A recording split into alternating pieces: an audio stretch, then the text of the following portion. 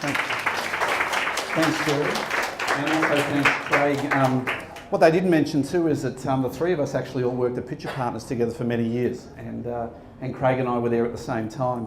And something you don't know about Craig, and he's going to kill me for telling you this, that he is a really, really good guitar player. And so I hung around him because I learnt a lot from him in playing guitar. So and we actually put a band together and play. Anyway, it was a fantastic time. So thank you for that. So I'm going to talk about startups. And startups you might think is a little bit different to corporate Australia, but every single thing that Craig said you can apply to startups. It's just a different environment. But I think it's something that a lot of people don't know about. It's an emerging trend. You hear all the time about startups, and I think that from what I've seen, startups present a wonderful opportunity for international students to get their start.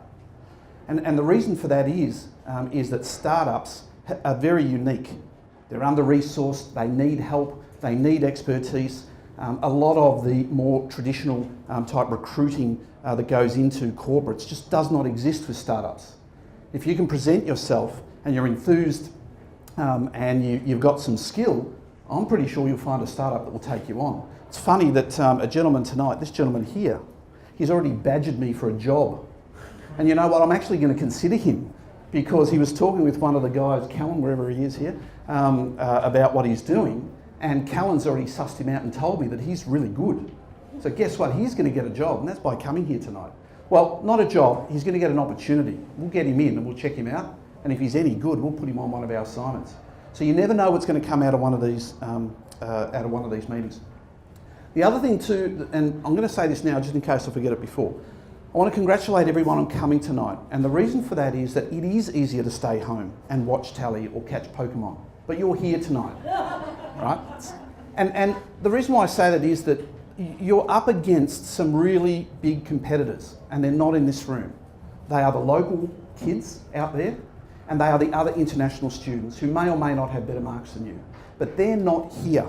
You're here, which I think that by you being here gives you an advantage. So well done on that. Okay, well done. I love startups. I love them. I've had 10 of them, actually more, but 10 that matter. I've had a recruitment company for 14 years. I've had a florist for 14 years. I've had a photography studio. I've had a management accounting business. I've had a number of IT businesses. I love startups. I love everything about a startup. I love starting things and building them up and bringing people along the journey. And you start with one person, and then with two, and then with three, and then with five, and then with 10, and then you flog it and you move on to the next one. And I think this startup mentality, I think, is really taking the world by storm. And again, I think it presents a wonderful opportunity.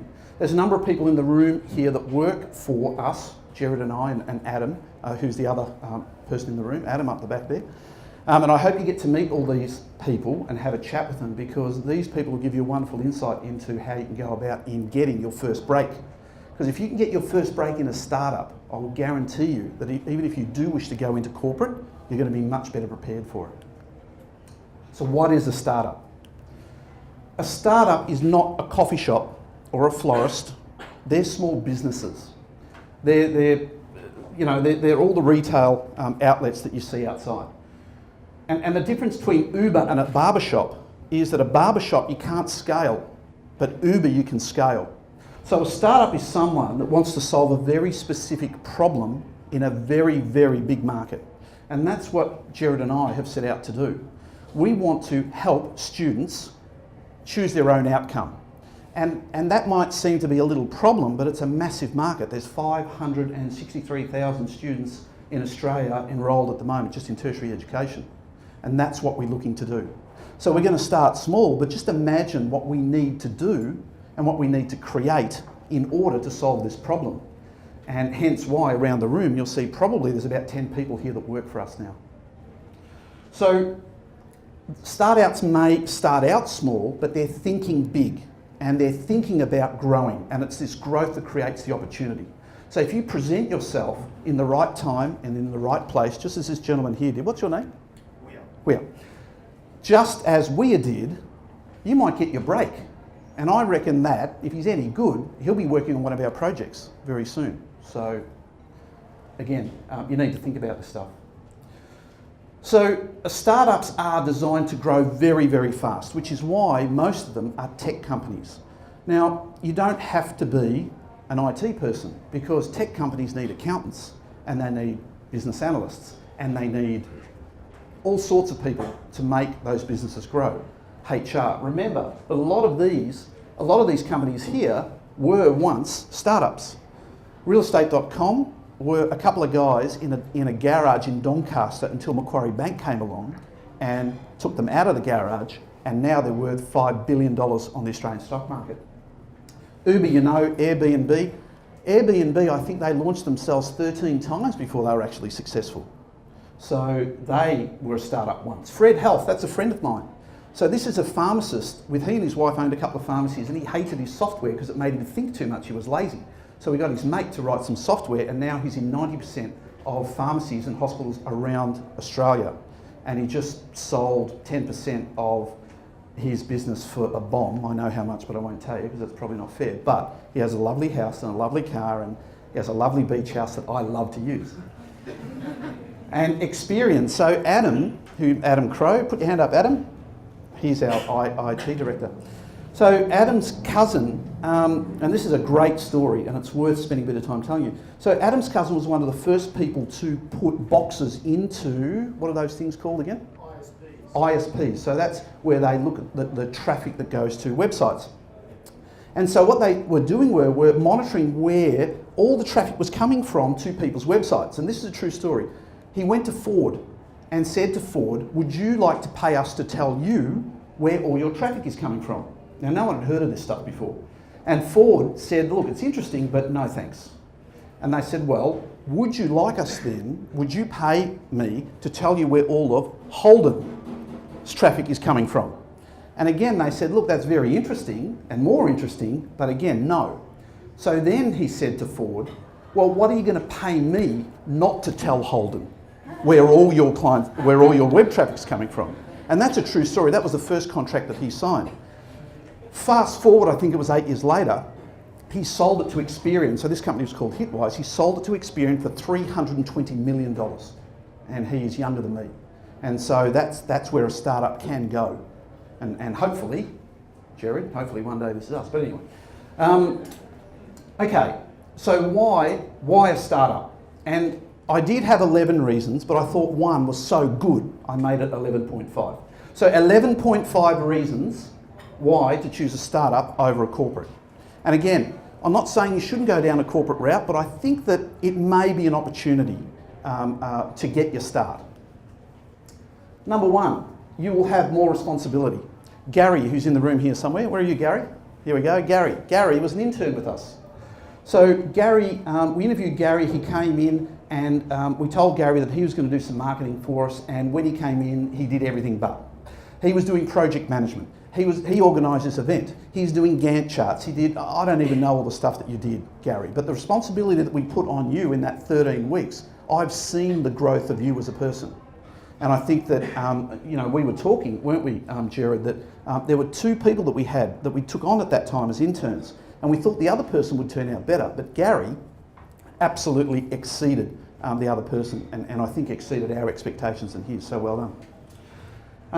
You will be given more opportunities. Tuya, where are you? Tuya. This lovely young lady is Mongolian, and she spent the last 6 years in Beijing working in the Australian consulate and processing student visas. So, talk about opportunity. We connected someone that we knew in our network, thought that they heard about what we were doing, and presented us with Tuya. And she came along. We told her our story of what we're going to do, and she loved what we're doing. And we would be insane not to take this person on. So there's a little card around here later that you're welcome to fill in. And if you have any questions, you don't need to go to an immigration agent to do what you need to do. They will just take your money. You don't need to do that. So if you have any questions, have a chat with Tuya. She'll help you. She now works for us, so that's Tuya. You will do a lot of things. Alec, where's Alec? He's the shy one. There he is, Alec. So Alec's an intern. And actually, Alec, we met Alec. When did we meet Alec? We met Alec in a... You followed me home one night. Yeah, that's right. We had a forum. So we often get together a few students and we shout them dinner, a couple of beers, and we ask them all these questions to find out really what are the issues. And Alec was in one of those. And Alec was so taken by what we're doing, he followed Jared home. Even though Jared was going that way and Alec lived that way, he followed him home because he just wanted to learn more. And so he pestered us for so long. In the end, we had to give him a job just to shut him up, really. So now, Alec, he's doing accounting, he's doing marketing, he did some research. You know, he drives us mad because he keeps wanting to do stuff. But, you know, great, Alec, because he created the most out of an opportunity. Similar to, what's your name again? Wooya. So same as what you did tonight. You will work in an awesome environment. Now, for those of you who don't know, startups tend to gather in groups.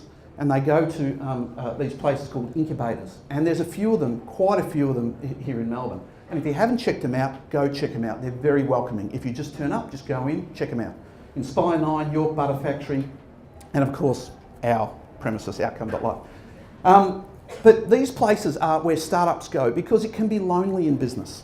A startup can be one person or 2 people or 3 people, and it's really lonely. And so they do get a big room, and they share a kitchen, and they share resources, and that's how they do business. And an interesting thing that you'll find there, and I was speaking with a gentleman this afternoon, this gentleman here, and very long name, so I'm not even going to try and say it, but this gentleman is a project manager, and what I said to him was he's been in Melbourne for a couple of months and is, you know, trying to get a job.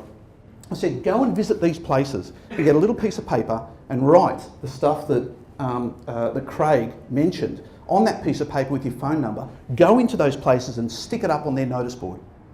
Because and say you're cheap, and say you'll give them a day free, or whatever it is that you're going to do. Because these places, this is how they get their staff. It's from all the other businesses there, and they swap staff, and they help each other out, and they're really, you know, it's a fantastic place to work, so really check them out.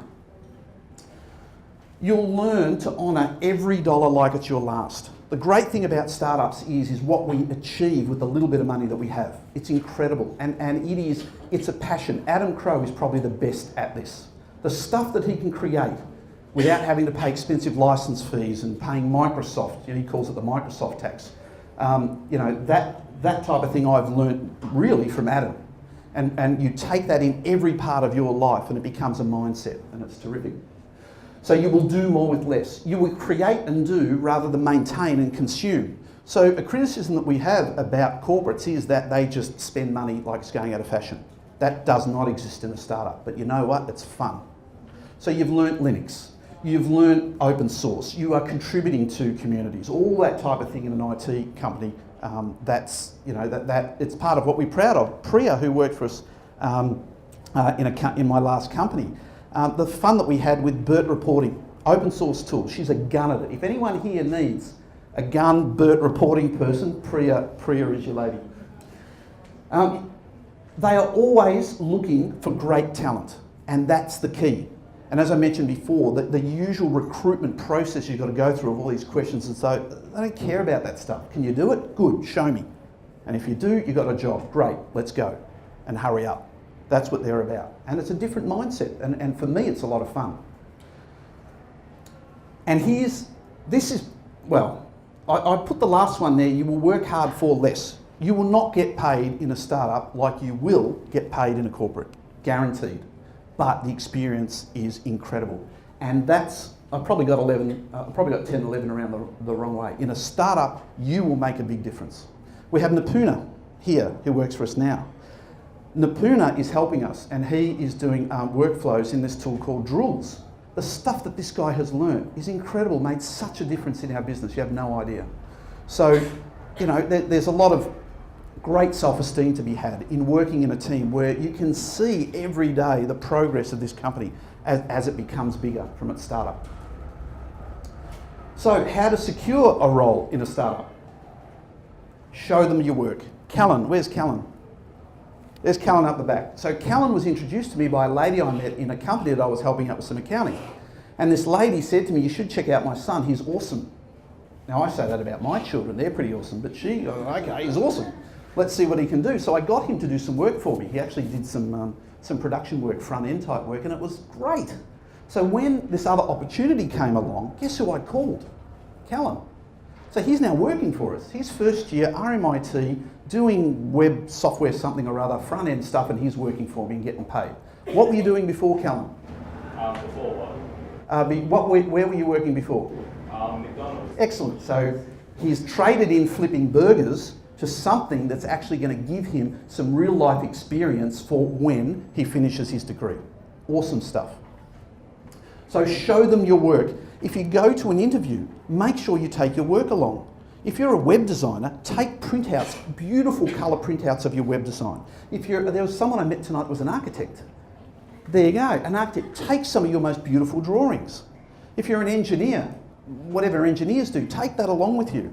And even better, the reaction of someone when you say to them, is your computer plugged in? Have you got the internet? I'll show you now. Because you've bothered to go out to GoDaddy and get a URL and put it on the internet for everyone to see. Wow, that's impressive. If you want to stand out in an interview, show them stuff that's on the net, because that's very powerful. Identify problems you've not even thought of. Now, Karthik, I don't think he's here, but anyway, Karthik I interviewed the other day for an internship, and so he was a funny guy. He came in and so this client that I was sending him to, I said to him, what did you think? You had a look at his website. He says, it's great, but it's full of mistakes. I said, oh, okay, show me. So he showed me. And you could see that there were errors in, this is an IT company and their website was full of mistakes. Now, I thought that is awesome. Make sure when you go to the client, you show them that and do it in the positive and say, look, this is what when I was looking through your website, this is what I found. I hadn't thought of that. Guess what? He went for the interview today? Yesterday. Guess what? He's got the internship and he beat 3 other people. Amazing, that's good stuff. Ask relevant questions.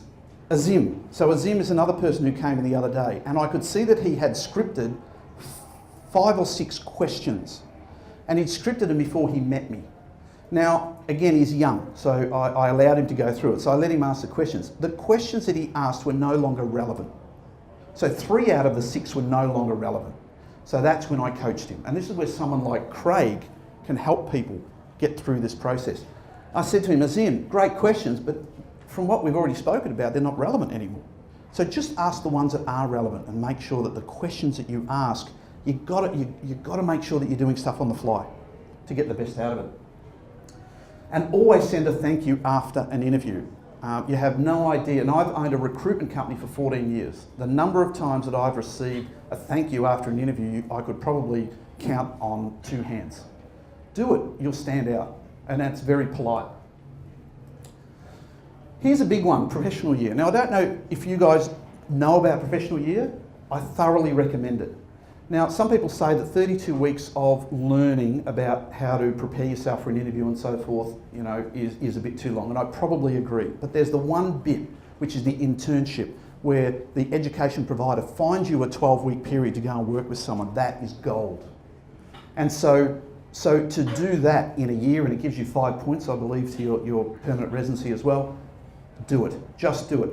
Why would you take the gamble in trying to find a job in your field of study when you can just do that professional year? It just makes sense to me. So I think that's a good way of doing it, and the internship. Have an online presence. LinkedIn. That's the most important thing. And every person I've spoken to tonight, I've probably asked you how many contacts you have on your LinkedIn. Why? Because I want to make a point. If you've got 20 or 30 or 40, it's not enough. It's got to be 200. It's got to be 300. It's got to be 500. And start tonight. Every single person in this room should connect with one another. And again, network, network, network. It's really important. Which brings me to the next one. Network. Build your network. Grow your network. Then I want you to network and network. And then I want you to do more networking and even more networking. And I want you to network and network and network and network and network and network.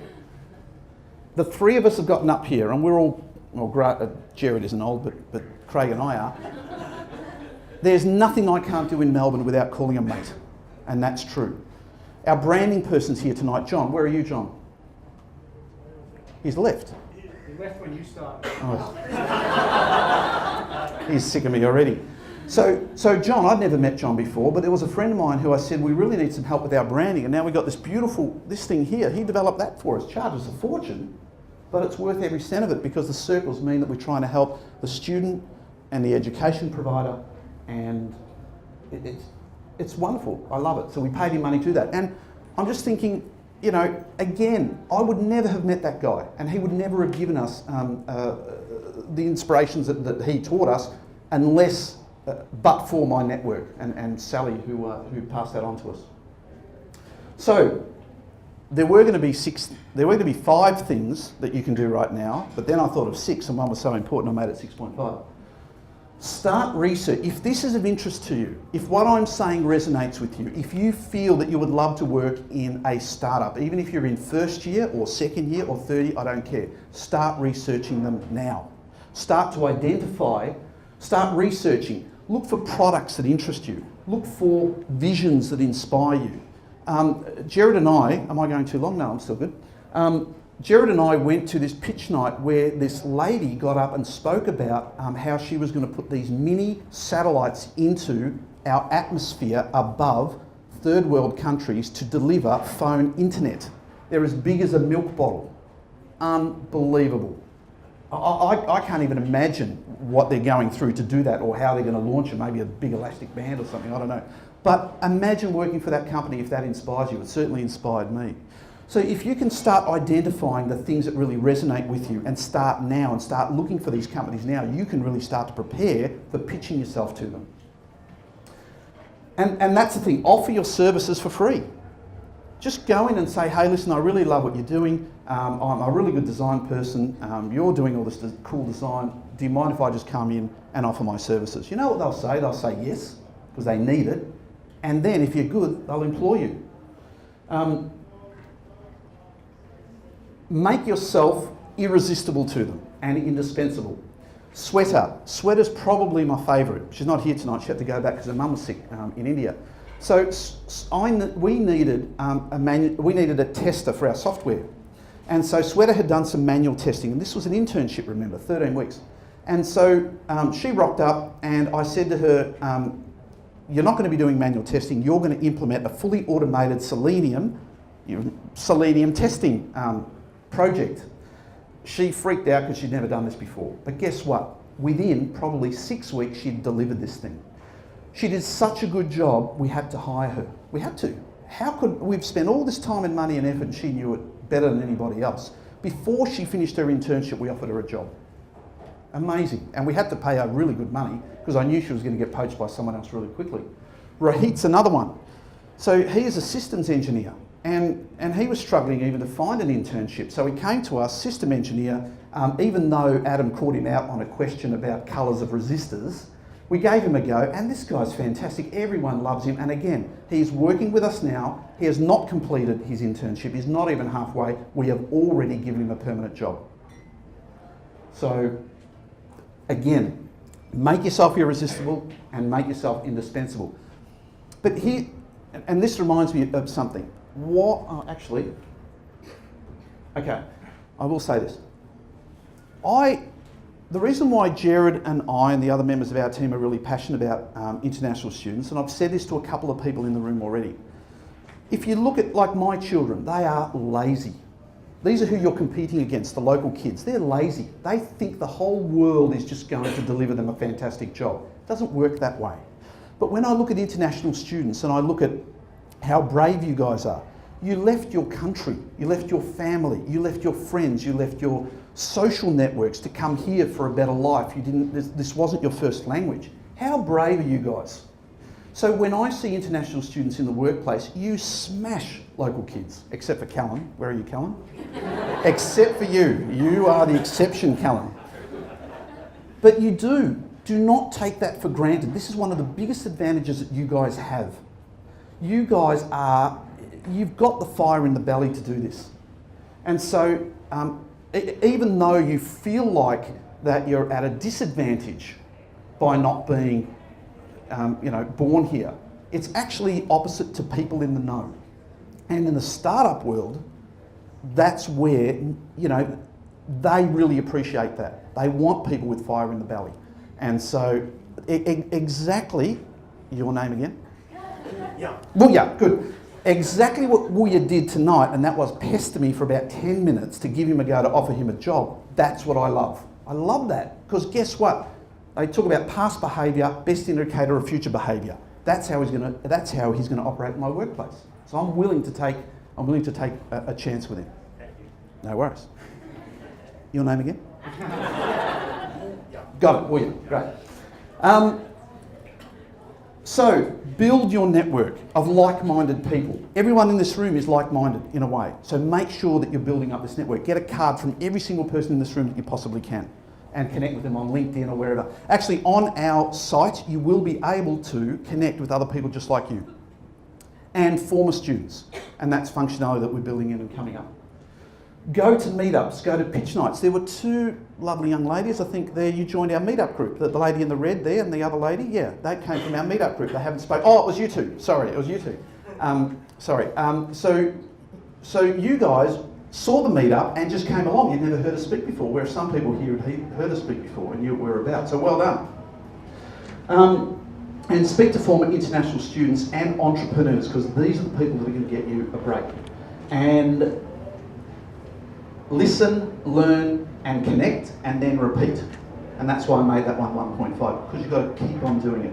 And I think the point that Craig brought up, and also that Jared brought up, in that you've got to do it every day, and you've got to do it every week, and you've got to do it every month. It's like Pokemon, you've got to keep doing it. You've got to catch the eggs, you've got to keep walking until they hatch, you've got to keep doing it. This is my 13-year-old daughter talking to you.